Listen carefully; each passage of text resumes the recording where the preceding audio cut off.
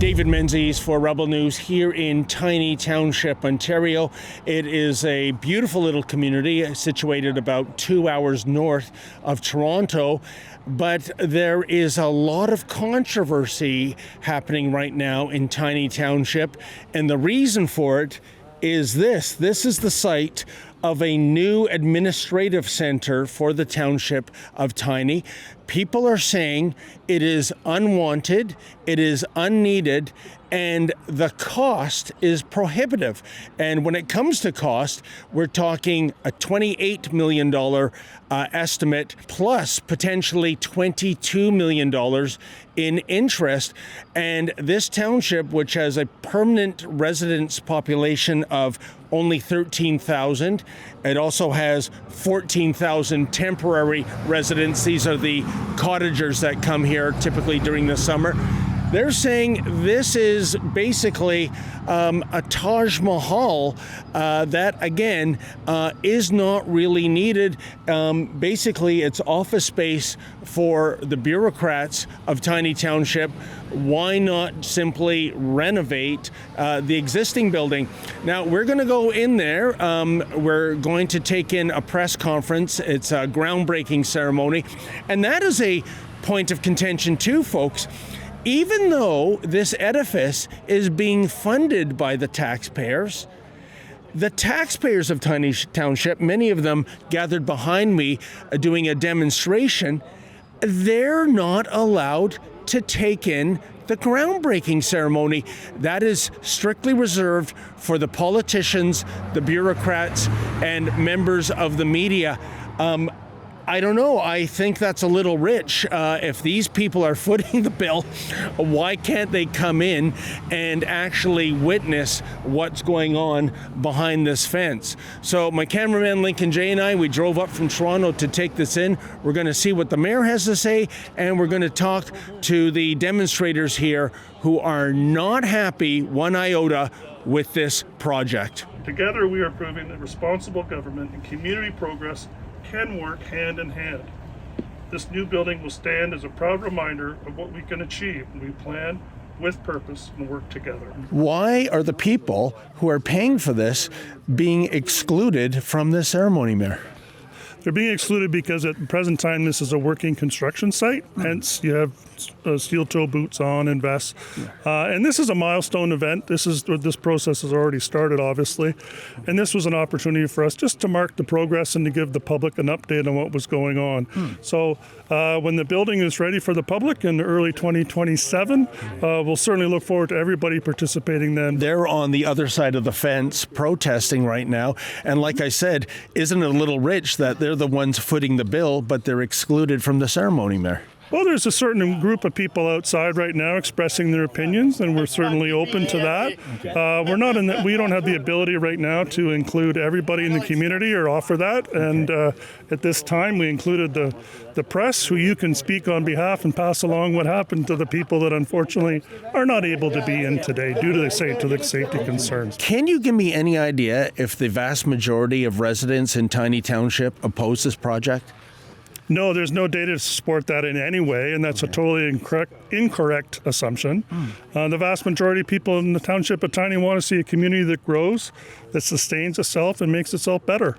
And that's why we're here today. If this facility is supposed to serve the community, shouldn't it be in a more accessible area? Why here? Well, geographically, this is actually the center of our community, of the township of Tiny, of 350 square kilometers. We're presently across the street from our main operations facility, so it is by no means remote. And Mayor, in terms of the cost, I know $28 million is being floated, but I understand there's an additional $22 million in interest costs that will be ascribed to this project, so it's more like $50 million for the off-the-lot price, if you will. Is that something a small township like Tiny Township can afford? At this present time, there's no public statement. Our Class C estimate is still being investigated, so we can't speak to the final costs at this time. Neither you or I can be clairvoyant and know how many people oppose or support this project. Why not put it to a referendum? That has been suggested by people in the community, I understand. This council has decided to move forward with the project, and that's why we're here today. The time for a referendum was never seriously considered, and in its past. We're moving forward with the project, and that's why we're here today. The mayor said the reason for your exclusion, it was a safety issue because this is a construction site. Are you buying that?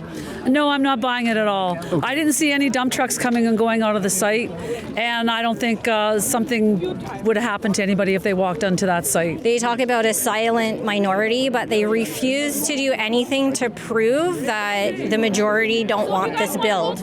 We've asked for referendums. They've said no. We've taken it to the housing minister. They've ignored us too. So I really think this is a top-down issue. I think they're listening to the corporation and not the residents, and that's wrong. And we want to take our council back. This town council, it does everything behind closed doors. They're ashamed of what they're doing. It's all vanity projects for themselves. They want to be able to have to put something on their wall. It's not what the public wants at all. The public never realized that this was in store for them. I don't know anybody that's for this build. Most people are against it. If that is the case, then why is the mayor and the majority of council going ahead with this? They're not listening to us. They just shut us down. They won't listen to the people at all. They're just doing what they want to do. They want to go on the news and gloat that look at what we're doing in Tiny. Look at this beautiful building. So people sit in their living rooms and go, wow, Tiny's getting this beautiful building, without having a clue of the taxpayers' opposal to it. That's why they didn't want us there. We could have let them speak, but we would have loved to speak at the groundbreaking ceremonies too, and to let them know our disapproval. It's an office building for staff.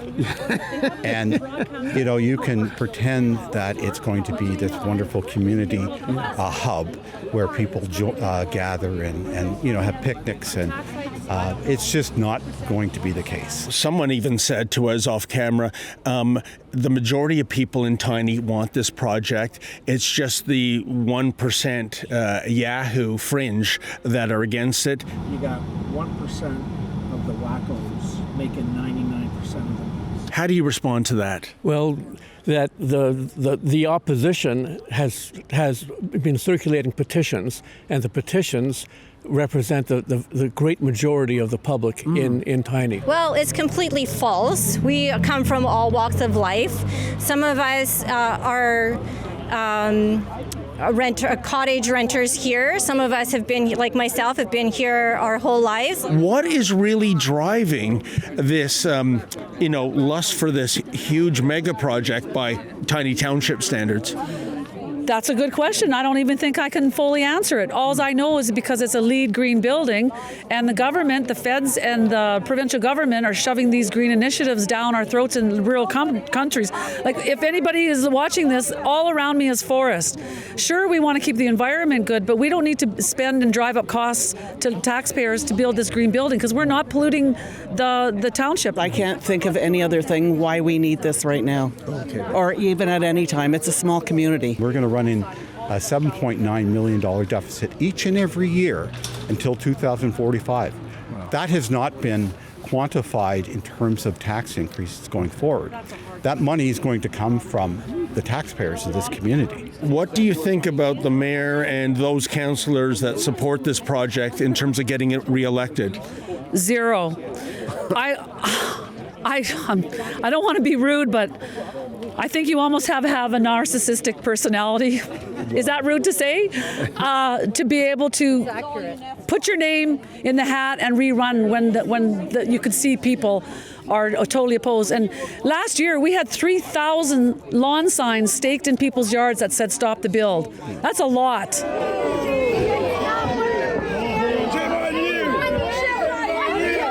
Here comes Mayor Evans. We don't want to be rude, but we're going to be. We're going to be rude. We might be rude. First job of council is to get rid of the CAO. New council. Fiscal irresponsibility.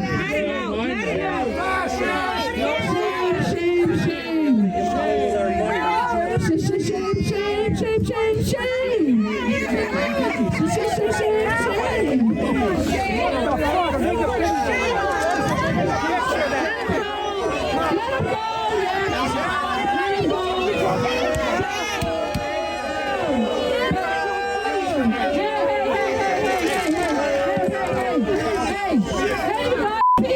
Peaceful. Shame on you. Peaceful. Back up. Peaceful. Back up. Back up. Please, yeah, please.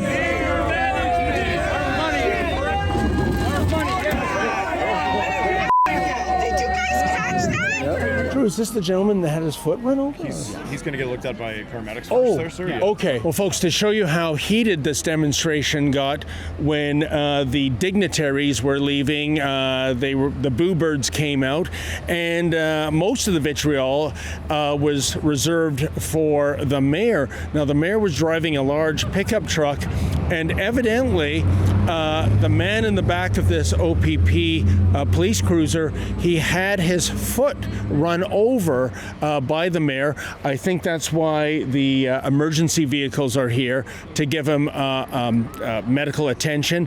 I don't know if it was deliberate, if it was accidental. Folks, I'm in the current administration building for Tiny Township, and I'm joined by David Brunel. He is the lone councillor here who is against the new project.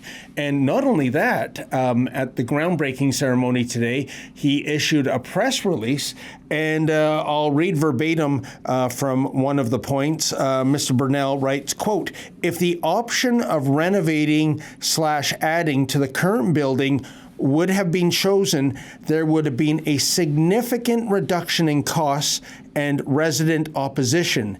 These funds could have addressed other community priorities like current infrastructure and social needs," end quote. So, David, I'm glad you brought me in to this building because, as far as I can tell, it's not crumbling, it's not falling apart, it's not a toxic mess. So, again, the question arises, given the vocal opposition by so many residents, a petition of almost 8,000 names, what is the ostensible policy reason of the mayor and the other councillors going full steam ahead with this new edifice? Good question. That question's been asked several times, and there's really no definite answer. That's why you saw the emotions boiling over. People are upset because there's something that is not being told here. I don't know what it is. There could be all kinds of allegations.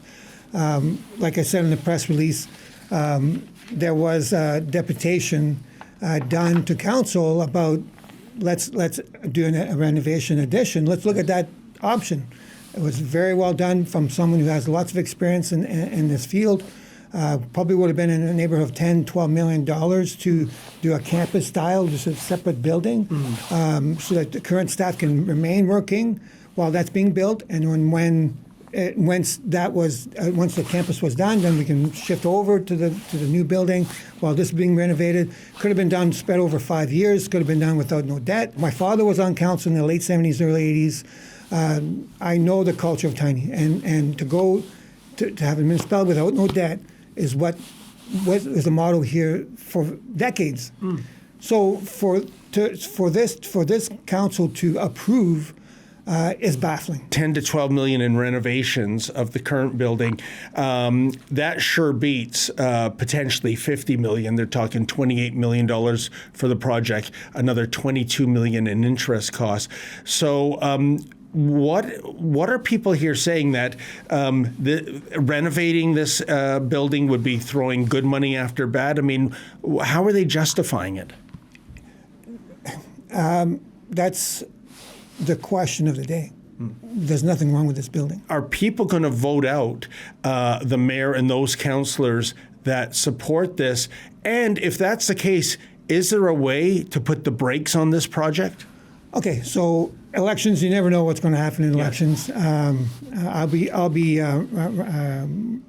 going for re-electing. I'm going to run for council again. Okay. And actually, I'm going to be running for mayor. So what can be done, crystal ball, in a year from now, what can be done? Bylaws can be repealed and amended. Buildings and public lands can be repurposed and sold. Now, folks, one of the ostensible policy reasons for building this new city administration building is accessibility. And that is why we are at the old building, because the councillor, David, is showing us that there is handicapped accessible, I guess, a conveyance for people who are in wheelchairs to get into the council chambers, which is down this staircase. So I guess there's the evidence right there, David. Yeah, and then access to all the rest of the downstairs of this building too. In my opinion, this was not a fiscally responsible decision at this time. And so if the new council decides that they want to continue doing what they're doing, and so be it. But if a new council comes in and says, you know what, we have to maybe perhaps do a review of our public lands and do whatever we need to do to rectify the situation. Thanks for your time, David. Okay, thank you. Hey folks, I know you love it when Rebel News brings you the other side of the story, but here's the deal. We need your help.